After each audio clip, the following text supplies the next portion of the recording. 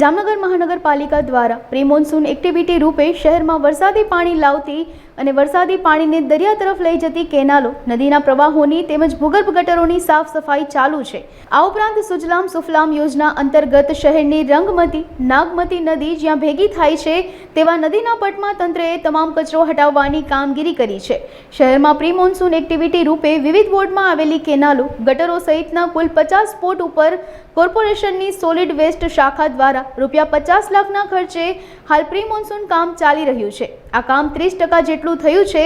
ત્યારે સરકારની સુજલામ સુફલામ યોજના અંતર્ગત નદીની સફાઈ, ડેમો, ચેક ડેમો ઊંડા ઉતરવાની કામગીરી અંતર્ગત મહાનગરપાલિકા દ્વારા વોરાના હજીરા સામે મળતી રંગમતી, નાગમતી નદીના સંગમ એવા નદીના પટની સફાઈ કરવામાં આવી હતી। જામનગર મહાનગરપાલિકા દ્વારા વરસાદી પાણી નિકાલ તેમજ તળાવમાં જે પાણી આવે છે તેની ફિડિંગ કેનાલની સફાઈ દર વર્ષે પ્રી મોન્સૂન દરમિયાન કરવામાં આવતી હોય છે।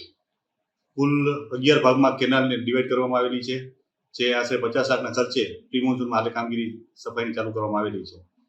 જેમાં દર વર્ષે 15 મેથી આ કામગીરી શરૂ કરવામાં આવતી હોય છે, જેના બદલે આ ચાલુ વર્ષે એ કામગીરીને એપ્રિલ એન્ડથી ચાલુ કરવામાં આવેલી છે અને ફર્સ્ટ રાઉન્ડ 31 મે સુધીમાં પૂર્ણ થાય તે રીતનું આયોજન કરવામાં આવેલું છે।